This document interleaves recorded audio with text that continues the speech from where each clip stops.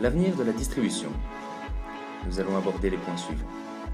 L'introduction, le category management, le trade marketing, les impacts intermédiaires, les impacts de vente et le e-commerce. Rien de moins sûr, les consommateurs fréquentent les points de vente pour des motifs d'ordre social, comme les sorties et rencontres. Ces consommateurs privilégient la convivialité et les magasins de proximité au détriment de très grandes surfaces qui présentent trop de tentations. Ceux-ci adaptent leur comportement à la crise en faisant des achats groupés ou des achats d'occasion. Cela leur permet de limiter leurs dépenses tout en ayant une consommation responsable. De plus, la montée en puissance des smartphones et tablettes permet aux consommateurs d'utiliser les applications comme la géolocalisation, la comparaison des prix, les coupons de réduction. Les distributeurs devront améliorer leurs services et leur façon de travailler afin de continuer à exister. Le category management est un mode d'organisation des distributeurs consistant à ordonner l'assortiment en fonction de l'univers de produits perçus par les clients.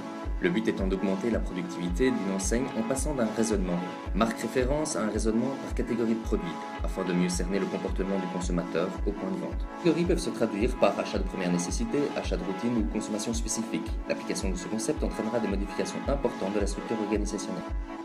Il y a également le trade marketing. C'est une approche business to business qui désigne les actions destinées à maximiser les relations et les négociations entre un producteur et un distributeur. Il s'agit de transformer une relation conflit en partenariat. Ceci concerne surtout le merchandising, la logistique, la gestion des flux d'informations, les politiques produits et la promotion. En 1980, Procter & Gamble et Walmart furent des pionniers en la matière et sont encore des références aujourd'hui. Contrairement à ce que l'on pourrait penser, il y a même une apparition de nouveaux acteurs et de nouvelles formes d'intermédiation comme la substitution, dont le meilleur exemple est Amazon. Sa spécialité la plus connue est la vente de livres, mais elle se diversifie désormais sur d'autres types de produits. La désintermédiation, comme le fait Dell qui court-circuite les distributeurs en vendant leur ordinateur par téléphone ou par internet. Les avantages de cette façon de faire sont la suppression de la marge des détaillants par la fabrication d'ordinateurs à la demande et aussi la création d'une relation directe avec le consommateur. Il y a tout de même des intermédiaires entre le producteur et le client car la partie physique du produit doit tout de même être transportée et livrée au consommateur. Il y a également la réintermédiation. C'est le fait de jouer le rôle de courtier sur internet. Il permet d'accéder à une information plus large et facilite le choix et le pouvoir de négociation du client. Par exemple avec AutoBytel qui permet au client d'acquérir le véhicule de son choix au meilleur prix et au point de vente le plus proche. Les principes fondamentaux de la distribution sont de vendre et de créer un effet de richesse, l'ambiance du magasin qui fait vendre, le prix et le meilleur service qu'on puisse vendre aux clients.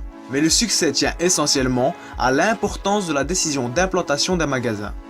3 contraintes majeures vont disparaître. L'optimisation de la surface de vente, la présentation en rayon, le stockage sur la surface de vente. Il faut toujours être attentif à la construction du site pour ne pas perturber le client et continuer à bénéficier de ses achats.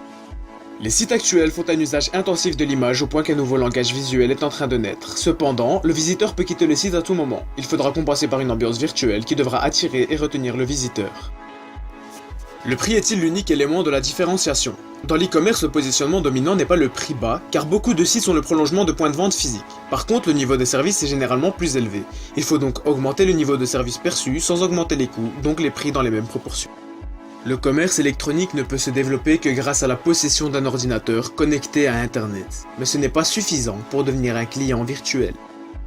Les facteurs suivants expliquent la lenteur du développement du e-commerce. La comptabilité avec les normes existantes, l'avantage relatif du circuit, les 2 principales raisons d'utilisation étant la profondeur du choix et le plaisir de navigation, et le risque perçu par le client potentiel.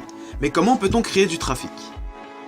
En créant un réseau de partenariats, en référençant le site et en utilisant les stratégies médias classiques. Mais la question de la mesure du trafic demeure. Le nombre de visiteurs étant insuffisant, il faut connaître le nombre de pages vues, le temps passé dessus et les motivations pour expliquer les fréquentations des points de vente. L'an dernier, 46% de la population connectée à Internet a déjà acheté en ligne. Un acheteur sur 5 a fait son premier achat. Ce sont surtout des jeunes femmes ayant un revenu moyen. L'e-commerce est plus populaire dans la partie néerlandophone du pays, surtout chez les personnes de moins de 44 ans avec un revenu élevé. Un acheteur sur 6 achète en ligne chaque mois et la moitié d'entre eux achètent régulièrement, tous les 3 à 6 mois.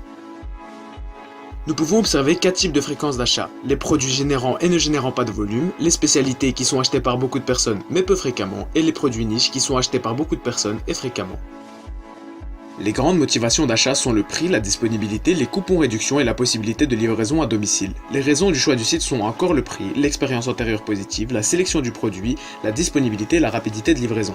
Les paiements sont généralement effectués par carte de crédit, 3 acheteurs sur 5 préfèrent la livraison à domicile, 47% privilégient les sites belges et 4% ont été confrontés à une fraude. Le mot de la fin, la distribution évolue au fur et à mesure que la technologie se développe. created using Powtoon.